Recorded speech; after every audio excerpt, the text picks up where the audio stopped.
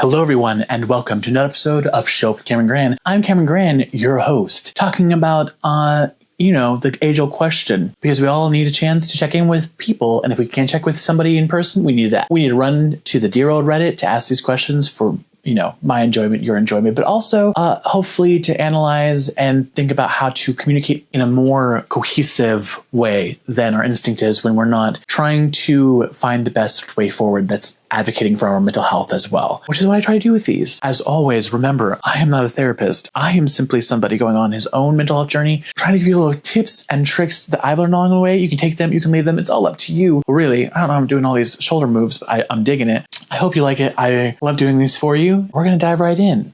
Okay, first story. Am I the jerk for telling my extended family how many men roughly my sister has slept with after she outed our younger brother as a virgin? Okay. I need the context of the story. I do feel like in the modern day, any kind of sexual shaming should not be allowed. So I understand the equivalent. So like if you're shaming our brother for being, a virgin, if the sister is shaming the brother for being a virgin, then I do think it's fair game to shame her for being with so many people. It's not fair game if you're trying to slut shame, but it's fair game if you're like, why are you on his case about this? You've slept with so many people. Is it not better for him to find somebody and go slowly rather than be with so many people? Like, I don't know. Turnabout is a fair game, is my opinion.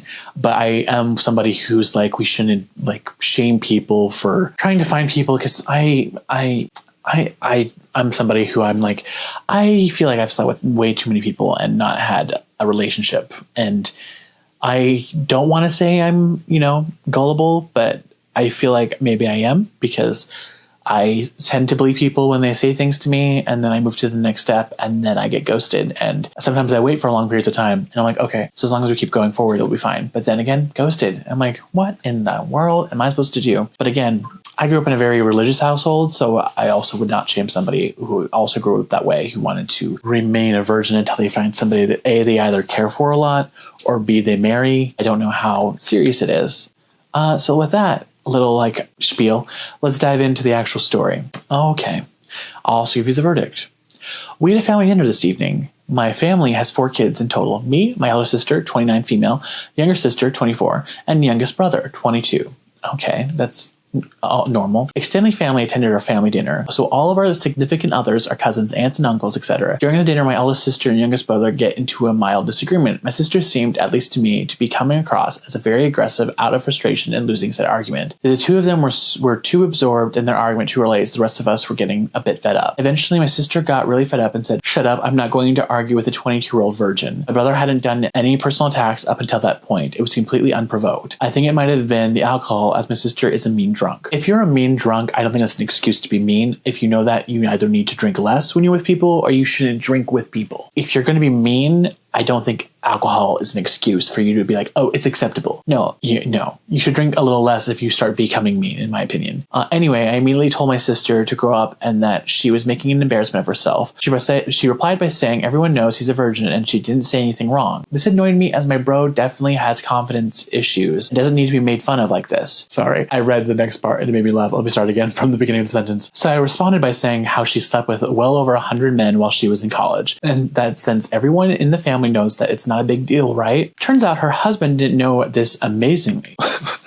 Okay, I'm reading it again. Turns out her husband didn't know this amazingly. I genuinely assumed he must have known. He left the party angrily, saying my sister must let him about her past. Family is blaming me for their marital problems. I refused to accept I did anything wrong. My sister bullied my brother in front of everyone. All I did was give her a taste of her own medicine. Okay. The verdict on this from generally on people on Reddit is everyone sucks. Even if everyone sucks, I do think that this is the correct thing to do. And I assume if she's drunk, then he's also drunk. So it could have also been something that wouldn't have been said if they were both in their right minds. Here's the thing. If you just said like, oh, just because I don't want to listen to some virgin, it's one thing, but it sounded like you were going on after that and then like making him feel bad about it. That's when I take issue. Like you shouldn't shame somebody for living in a way that you don't also live your life. That's okay if you do. It's your your body, your choice, your values, whatever. Also, family knows everything about you. So again, be careful with who you try to shame. What's funny is I know what it's like to have a sister who's too upfront with what's going on with her personally. Yeah, you have no place to shame somebody if you're dating around. Well, dating a lot is not the same thing as sleeping around a lot, but it's also you and your choices and what makes you happy. And if you're being safe, I agree that everyone sucks, but I feel like the OP sucks a little less because his wasn't coming out of nowhere. It was coming from a place of, okay, he said something and then you still weren't listening and then he did a step further. But also we don't know the actual context, so maybe it wasn't as bad as this is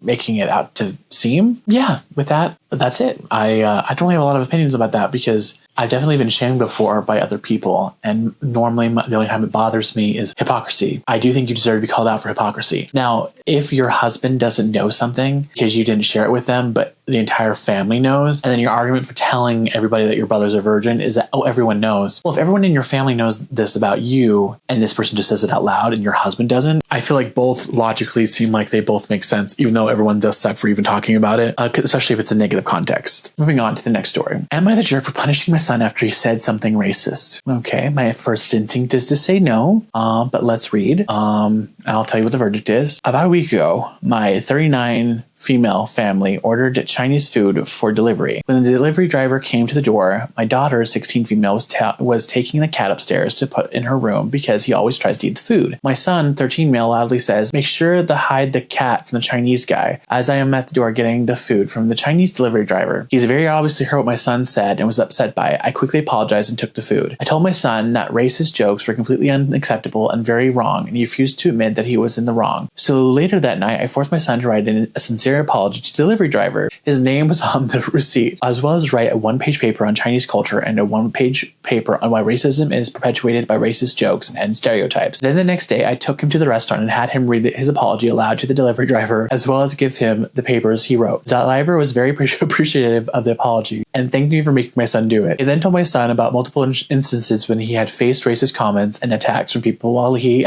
was a delivery driver. That night, my husband, 43 male, and I got into an argument about making our son do this. He told me that it was embarrassing for our son to have to do the apology and that the punishment didn't fit the crime. I told him that it was much more embarrassing for the driver to have to face that kind of racism and racist stereotypes, and that our son would get over the embarrassment. I do not condone any kind of hateful thinking in my house, and the fact that my son said that embarrassed me as well. My husband told me that it was just a joke and it wasn't that big of a deal. I feel like I might have overreacted some, but I think it's important to help my son understand how what he said was wrong and hurtful. I think, especially because you said your son is 11 years old, telling him not to do it, okay, well, he's not going to do it while you're around the next time, is kind of what I would take. I think it's a great idea if your son's comfortable making those kind of jokes, to make him do an essay. He understands why that kind of thinking and why that kind of doing it is bad, because of what it perpetuates and what it allows to continue. And I do think if he wants to make jokes, he should learn. For instance, Tina Fey does a lot of lines that are kind of teetering on the edge of whether or not it's racist or not, but something that most writers who do jokes are very good at is they navigate, so they find where the line is, and then they make sure, when it comes to something like that, is if your son wants to be a comedian, he should figure out how to make jokes that walk the line where it's actually highlighting the issue and not rewarding the problem. But that's if he's trying to be a jokester or a comedian. But also with comedians, you have to be able to listen and hear duds, because he has to discover how to do that for himself. He's not just going to wake up and know how to write jokes that actually are addressing and trying to fix a problem until he's actually been out there and then finding, oh, maybe I didn't phrase this correctly, or maybe this isn't actually what I thought it would mean. And I don't know where you live, but I grew up in a multicultural house, so I was very familiar with other things outside of my family, and maybe your husband didn't, because a lot of people, unless they're exposed to a world where you're constantly reminded that not everything is exactly how you are, they think that real world works. I grew up in a town that was mostly Mormon, and most everybody looked like me, which was bizarre because when I walked around my town, most everybody looked like me. But when I went home, my home life was very multicultural. I grew up in a Mexican household. My brothers are black, and I hung out with them so much, and it just became a thing where I was okay, this is how they navigate their culture. And then so they welcomed me into it and they taught me about it, and I just accepted it because that's what you do with family. And there are jokes that I'm comfortable saying because it's somebody once stopped me because I made a joke about, because my brothers are black and Mexican, it'd be called Blaxicans. And out of context, if you don't know me and you look at like me, you might think that's a problem, but that's not something that I came up with. I am comfortable saying that because that's what they told me to call them.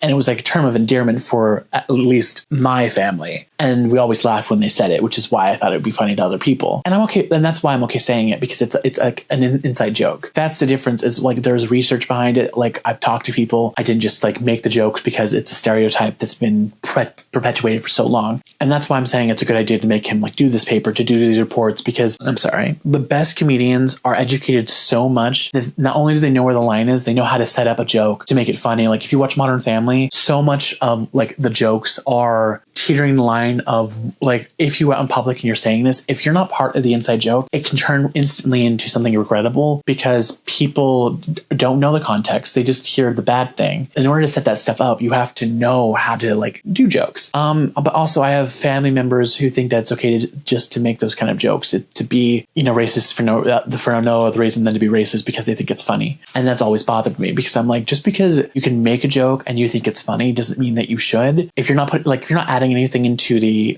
into the equation, I don't think you should make those kind of jokes. And it's just ironic to me a lot of times that people will do that and they'll make fun of a culture and then they'll try to then mimic that culture, which is just sad. Reddit agrees with me that you're not the a-hole. I might actually sit down and ask your husband why he thought it was too far, because I don't even think that it's too far, because it's not like, here's what I thought you were going to do. I thought you were going to make him go to the Chinese restaurant that that the person delivered from, and then make him say the entire paper to the entire restaurant. And that would make it into a spectacle. And that might be too far, in my opinion, because that is not equal to him just saying it to his sister. Like, yes, he said loud enough for this person to overhear. So I do think it's okay for him to read it to that person, and for maybe the people who work with him a little bit that are around him when he's reading it. But like having him do it in front of a restaurant, that's turning it into like a stage moment, a spectacle, which then feels like it's too much. But in order to have these conversations, we have to be okay being uncomfortable. It's okay for us not to be comfortable in the world. We can't have a world that gets better if we're not comfortable sitting through the awkwardness to actually have the discussions on how to fix the things that are bad. And that's my say. Here we go. Am I the jerk for announcing that my dad's not paying my college tuition? Listen, speaking of bad jokes, want to hear one? I once said to my friends after my dad passed away, you know what the greatest perk of my dad passing away is? The fact that they just forgave his entire portion of my student debt. Like, everyone's like, how did you pay off your student loan so quickly?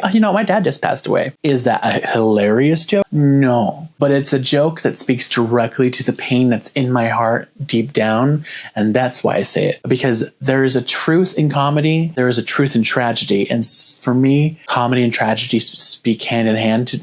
So I enjoy people who turn tragedy into comedy, because it makes it okay to laugh at terrible things. Because I'm not okay with losing my dad, but losing my dad got rid of my student debt. Then, didn't I get something out of that? Didn't I? Got more out of that than what I got out of him in real life. See, terrible joke. I wouldn't advise making it. I also don't think that I set that up very well. I thought it was going to be hilarious. My apologies.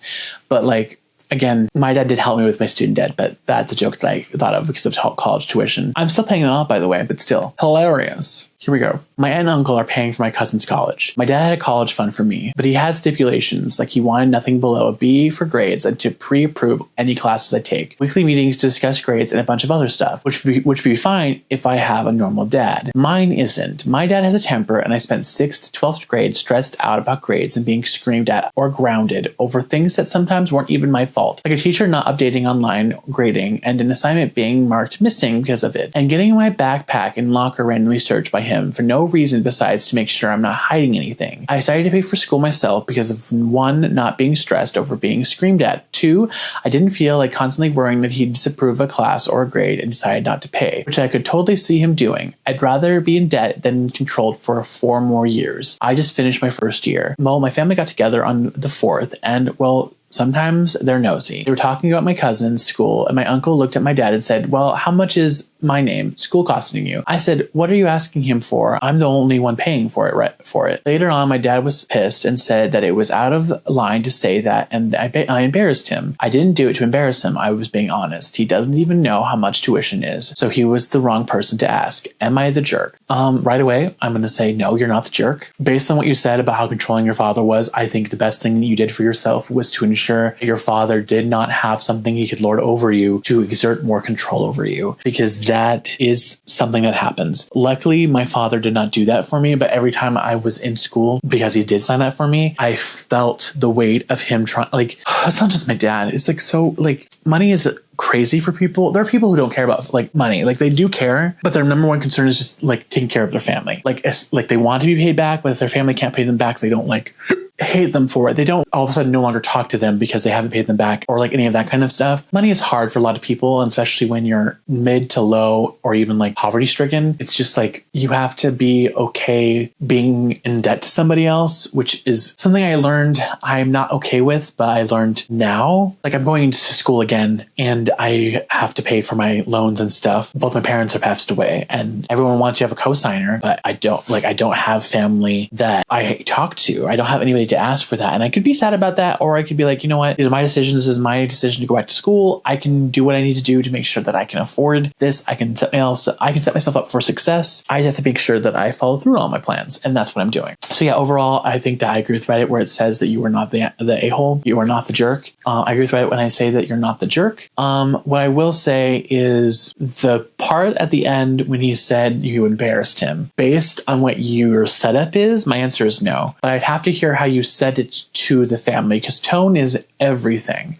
If you just applied it as a factual thing and had nothing to do with like a tone in your voice, then I would agree. But like that statement alone could be embarrassing. But also, if your father was that embarrassed about it, then he should have said, no stipulations, I'll just pay for it. That's simple. He had stipulations, so he can't be mad at you for telling people the honest truth. But it is something where like if you said it in a way that it was intentionally made to make him feel guilty, that's one thing. But I hardly doubt you would have, but I don't know you, so who knows? But that's the thing, is I don't understand, like I can't audibly hear how you said it to tell you, yeah, you made him out to be like a bad thing in that scenario. But really what you did is you wanted to preserve a relationship with your father, which I respect. Like I have found out the hard way that when you start helping people in a way that is somehow involved with money, my mother stopped treating me like her son. She started treating me like she was my boss when I didn't even want to do like the job that she had like basically roped me into doing. And I was like, okay, for those 60 hours, I told you, like I worked for my mother as a caretaker. I had 60 hours. I was supposed to work for her in a month. And I did those 60 hours, but like it wasn't 60 hours. It was, I now was on my mom's clock. She thought that she owned me. Like that's how she talked to me. I don't know if she actually believed that, but that's how it felt. And she started treating me less and less like I was human and more of like something that is like a tool for her to use when she needs it. Same thing happened with my sister. Like it's very dehumanizing for somebody who is talking to you to then no longer talk to you unless they specifically need something from you or not to look at you. It's just not a good idea. If people can't separate the two things, then they shouldn't do those kind of things together. Let's take a drink because my mouth is getting dry. On to the next story. Update. Am I the jerk for walking out of the airport when I saw my husband's mom standing there with her luggage? I don't know if there's an original story. I'm just going to read what the update is. I wish sometimes they include all of it, but sometimes they don't. So hopefully they do, but I don't know. Here we go. Hello. I don't know where to begin. It's been an absolute nightmare recently, and I feel like I was losing my sanity. So for more details about my situation, I have to admit that my husband's mom favors him over all his siblings. This affected his relationship with them and me as well. He's never seen an issue with how differently his mom treats him. It bothered me and made me feel uncomfortable. The whole dynamic made me feel uncomfortable. Going low contact has never been an option. Like he has to see her or call her every day. I don't have a comment on that because I have never had that kind of close relationship with a parent. But every day seems like a lot to me, like every other day. But also I've been jealous because I have friends who are like that, and I feel like they're perfectly rounded people. They just talk to their parents a lot.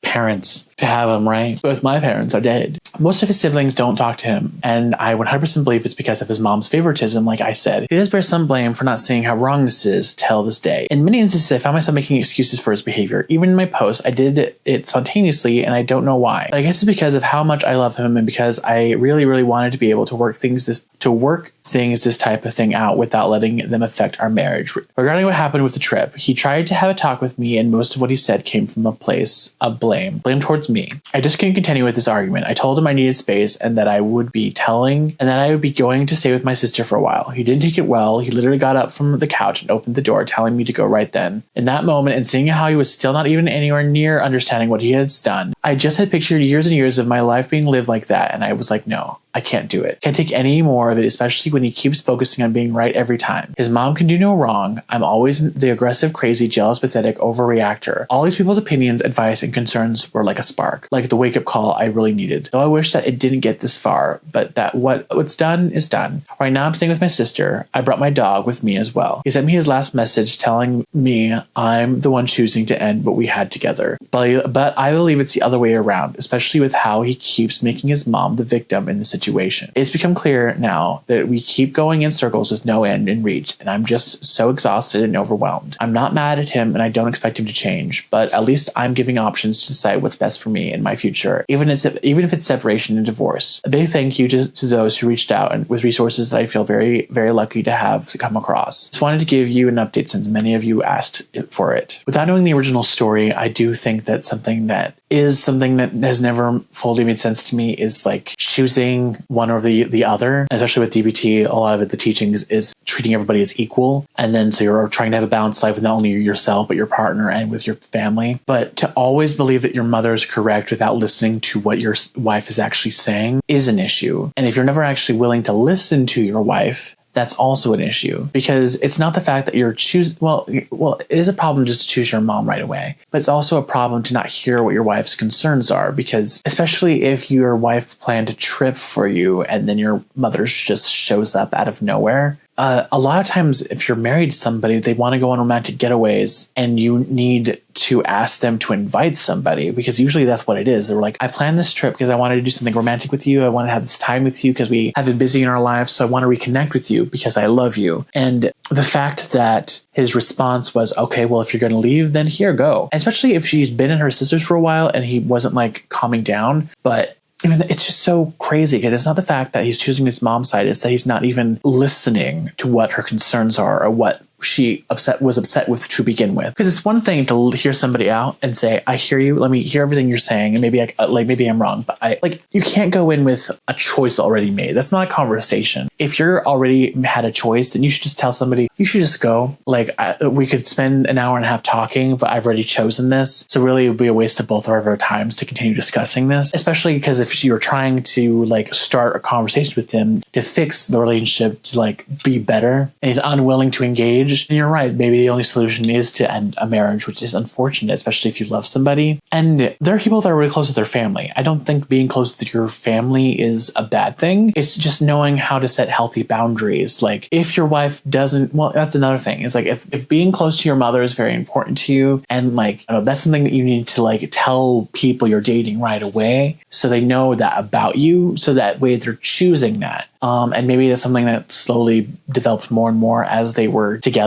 But that's just a strange thing. I've seen a lot where sons just choose their mom over everything. And I used to be a mother's boy, so I understand the want to take care of and do whatever my mother wants. But I also understand reason and logic. So if my mom does something and I don't understand the logic of it, but somebody else tells me what she did and explains it to me and I understand their logic, I would go and question my mom about what's happening. I'm sorry, no way in heck is it a rational thing for somebody to show up at 3 a.m. For no reason, walk into your room and then leave. And then for me to go outside being who is this person? And then for them to pull out of the driveway with their lights off and not be oh, whoops, lights off. But they pulled off down the dirt road, down the street, and then turned left without their lights on. And it wasn't a lit area. It was completely dark, which was shady as heck. And that was suspicious to me. And that was something my mother literally did with my cousin there. And it made me feel unsafe, which I felt so sorry for because I was the one who invited my cousin to be there. But my mom wouldn't tell me what actually was happening. And that's actually when I was okay, I never believed this of my mother before, but that's when I started thinking that she was on drugs. But before that, anytime anybody spoke ill of my mother, I didn't believe it. But then when I found out the truth, that's when I started trying to push my mother just to I feel like my mom would still be alive today if she had just talked openly about struggling without drugs. But to get to that step, you have to want to change. And it didn't seem like she wanted to change. But anywho, yeah, you're not the jerk. I wish you the best. And I hope that you and your dog can start anew and be happy in the future. Sorry about that.